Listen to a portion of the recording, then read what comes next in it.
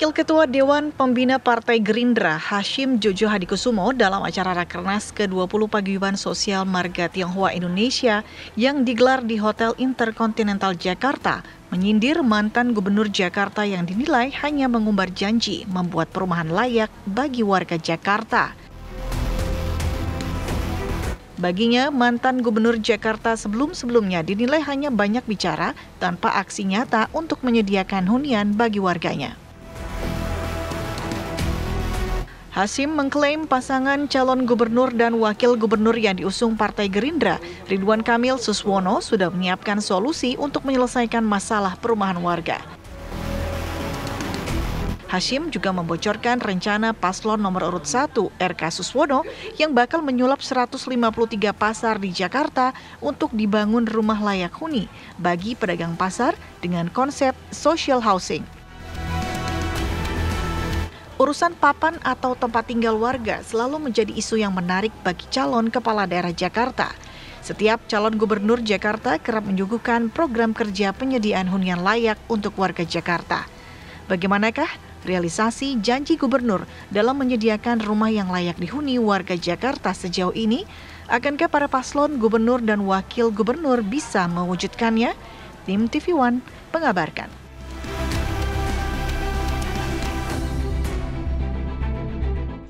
Ternyata ada perusahaan daerah namanya Pasar Jaya. Pasar Jaya memiliki 153 pasar. Ini sebetulnya sudah ide lama, tapi ternyata kepala daerah yang lama banyak omong-omong Pak Aman. Banyak no action talk only. Yang lama Pak, yang lama ya. Bapak mengerti kan yang saya maksudnya. Maka kita harus action, yang saya Pak Prabowo suka action, jangan omong-omong aja, action. Nah, yang akan kita laksanakan, 153 pasar itu nanti kita akan jadikan kompleks perumahan. Rumah untuk rakyat miskin, Pak Menteri.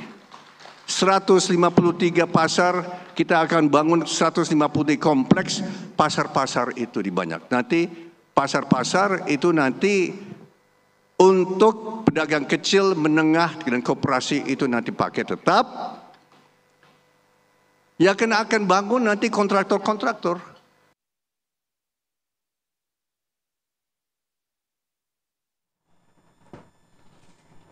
Iya, lagi-lagi hunian layak Jakarta menjadi satu hal yang menjadi sorotan, termasuk disorot oleh Wakil Ketua Dewan Pembina Partai Gerindra, Hashim Joyo Hadikusumo, bahkan menyindir gubernur-gubernur yang lama di Jakarta. Apakah menyindir satu orang atau orang-orang lain atau gubernur lain? Jadi sebelumnya juga kan? Iya, itu bisa jadi kan. Nah, untuk itu kita membahas mengenai hal tersebut bersama dengan sejumlah narasumber. Ada beberapa yang sudah kami undang, ada yang sudah hadir. Ada Bang Ciko Hakim, juru bicara Pramono Anung Rano Karno. Selamat pagi. Selamat pagi, Bang Ciko. Masih hadir. Masih sendirian, tapi nanti akan disusul oleh Bang Riza Patria dari juru bicara juga nanti dari RK Jengga Suswono, begitu ya. Dan kita juga tersambung melalui sambungan Zoom, ada Master Alma Januar Putra, selalu juru bicara dari Dharma Kun. Selamat pagi, Master Alma.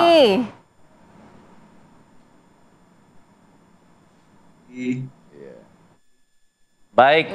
Ya, Oke. Kita juga masih menunggu Bang Henry Satrio selaku analis politik pada pagi hari ini. Nanti sambil kita menunggu, kita tanyakan dulu yang sudah hadir dulu ya. Kalau gitu ya, boleh Bang ya?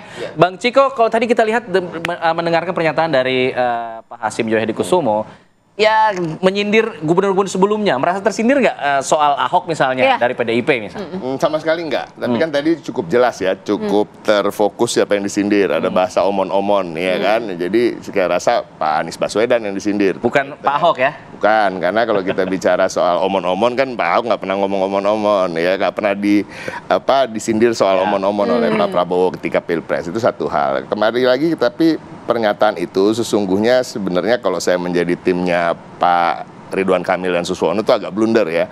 Artinya apa? Artinya kan Pak Anies Baswedan ini nggak maju lagi, ya kan? Dan kemudian ada juga statement akan melanjutkan program-programnya, ya kan? Dan artinya ini kan sangat kontraproduktif. Tapi kita kembali ke soal hunian layak. Sekarang hunian layak itu pada prinsipnya setiap gubernur dari mulai semua yang menjadi gubernur di era reformasi telah melakukan upaya-upaya untuk menyediakan hunian layak. Dan upaya-upaya itu memang dengan berbagai cara. Caranya nggak sama, ya kan? Karena semua mempunyai inovasi sendiri.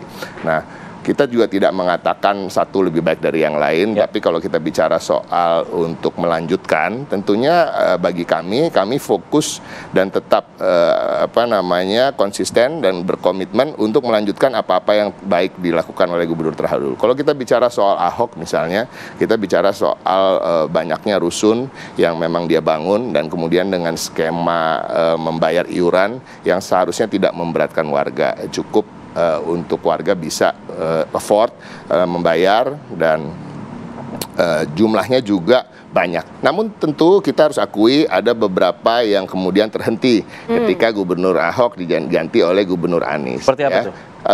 Ada sekitar 1,3 triliun anggaran yang dihentikan ketika Pak Anies dan Sandi Uno itu menjadi gubernur untuk pembangunan 50.000 unit rumah susun di berbagai daerah. Apa Saya kurang hafal. Saya nggak tahu ya, mungkin karena gini, kalau kita mau berbicara fair, walaupun kita menyayangkan itu, mungkin memang setiap gubernur kan punya visi misi sendiri. Tadi yang saya katakan punya cara-cara sendiri, tapi ujung-ujungnya sama-sama ingin menyediakan hunian yang layak.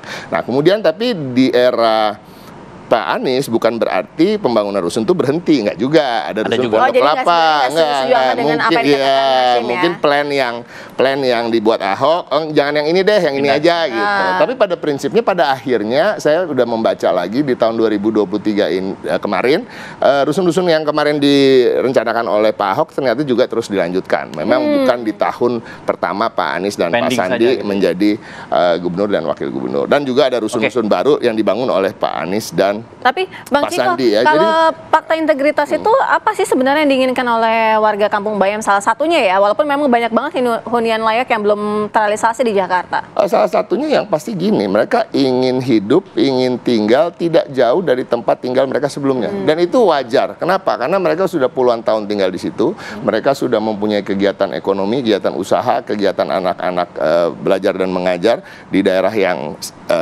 tertentu itu, dan kemudian kalau dipindah terlalu jauh dengan biaya transportasi yang mahal dan lain-lain ya kan, juga jauh dari kegiatan ekonomi mereka gitu, tentunya akan menurunkan kesejahteraan dan juga menurunkan tingkat kecerdasan anak-anak ketika harus belajar tapi juga harus pulang ya kan, pulang balik capek tidur dan lain-lain. Tapi kalau kita bicara hunian layak, saya pengen menambahkan, ini kan visi misi dari calon gubernur dan calon wakil gubernur, nggak bisa cuma kita penggal-penggal, oh kita hanya bicara soal hunian, nggak boleh. Kita juga harus bicara soal transportasi kalau kita bicara soal hunian, kita juga harus bicara soal air bersih. Nah kenapa yang paling terkait adalah transportasi? Tadi saya sampaikan, karena sesungguhnya kan hidup ini kalau bisa kita nggak boleh jauh dari kegiatan kita ekonomi, kegiatan anak-anak kita sekolah dan lain-lain. Nah kalau memang nanti termasuk juga program kami di Mas Pram dan Bang Dul itu transportasi terintegrasi sehingga juga diperpanjang trayeknya, frekuensinya diperbanyak dan bisa sampai jauh, bukan hanya berhenti di Lebak Bulus misalnya MRT, bisa langsung sampai ke Tangerang,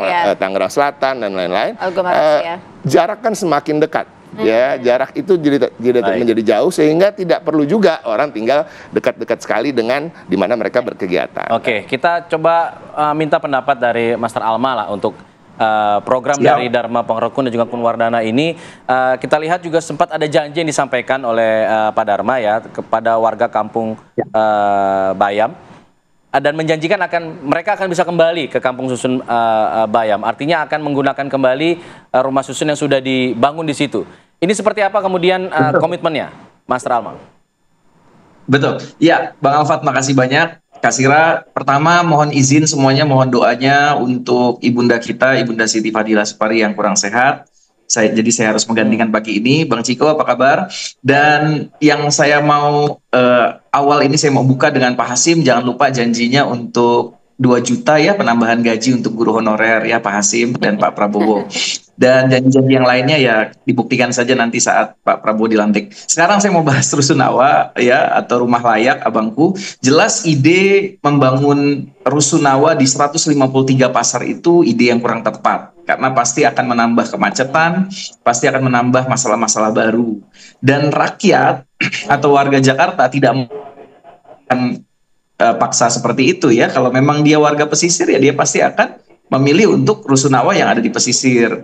Jadi tentunya kami akan membangun Rusunawa atau membangun kampung deret dan sebagainya ya melanjutkan ide yang baik dari gubernur-gubernur sebelumnya di daerah-daerah mereka sendiri. Kita lihat kan jaraknya cuma 5 menit dari istana di Senen itu kumuh sekali ya, perumahan warga di Tanah Tinggi, di Jalan Baladewa ya, di gang-gang kecil, di Keramat itu banyak sekali rumah kumuh. Nah, itulah menjadi fokus kami, abang-abang. Jadi nggak usah dipindahin jauh-jauh ke pasar-pasar ya, bikin nambah macet. Jadi kita fokus di kampung-kampung mereka langsung. Itu Rusunawa, Bang, konsepnya. Master Alma, artinya direnovasi begitu, bukan dengan mencari lahan baru kan? Karena lahan baru di Jakarta juga sudah tidak memadai, gitu, sudah tidak banyak gitu. Kampungnya, Kak. Ya, jadi ngapain kita cari lahan baru? Kampungnya saja yang kumuh-kumuh tersebut kita perbaiki, kita bikin rusunawa. Jadi nggak perlu kita pindahkan ke pasar. Kita aja dan dia makin macet aja Jakarta. Kepemilikan lahan yang kemudian kadang-kadang orang masih sulit untuk merelakan. Ini kalau lahan saya dipakai berarti gimana dong? Berarti ganti ruginya seperti apa? Itu kan satu hal yang tidak mudah untuk bisa dicapai, kesepakatan itu.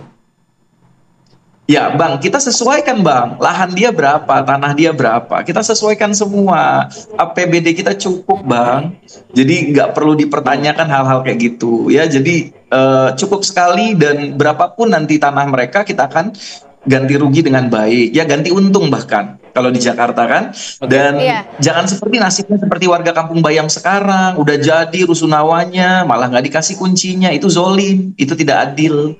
Jadi siapapun ya pelaku hal tersebut. Ini kan jumlahnya sangat-sangat masif loh, ada 11 juta kepala keluarga yang tidak memiliki hunian layak, artinya konsepnya akan seperti apa, meratakah atau spesifikasinya tertentu saja? Harus merata lah Kak. Yang paling utama concern kita adalah tetap ke 465.000 warga miskin Kak. Jadi warga miskin dulu kita prioritaskan, jumlahnya 465.000. Jadi jangan ngomong jutaan dulu deh. Kami ini fokus buat warga miskin, kami fokus buat pengangguran. Pengangguran jumlahnya 328.000.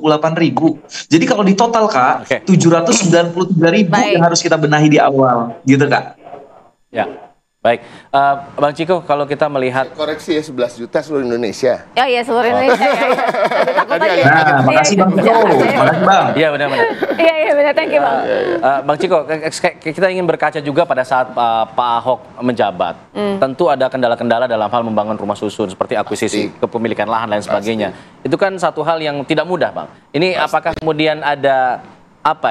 inovasi kemudian pendekatan lain agar bisa menjadi lebih baik? Pastinya ini kan terjadi di seluruh wilayah di Indonesia ya. Kalau kita ingin mengakuisisi lahan, kita ingin melakukan sesuatu hal yang berbeda. Misalnya kan dari Pak Ahok itu ketika bicara soal rusun kan mengubah juga lifestyle orang-orang yang biasa hidupnya di rumah yang rata dengan tanah, ya kan, yang tidak bertingkat, kemudian dipindahkan ke tempat yang bertingkat rumah susun. Dan tapi kan sosialisasi itu penting. Memang kelemahan dari pemerintahan di Indonesia, baik itu di pusat maupun daerah, adalah malas mensosialisasikan. Atau ada dana-dana sosialisasi yang dipakai cuma sekian, ya kan? Kita harus akui bahwa ada korupsi di situ, ada markup di situ, sehingga memang pendekatan-pendekatan itu tidak bisa 100% dilakukan dengan baik. Nah, ini yang harus memang menjadi PR bagi semua. Tetapi yang pasti ini tidak terelakkan. Membangun rumah susun, membangun rumah yang vertikal sifatnya di Jakarta itu tidak terelakkan. Bagaimana kita tahu ada kemacetan,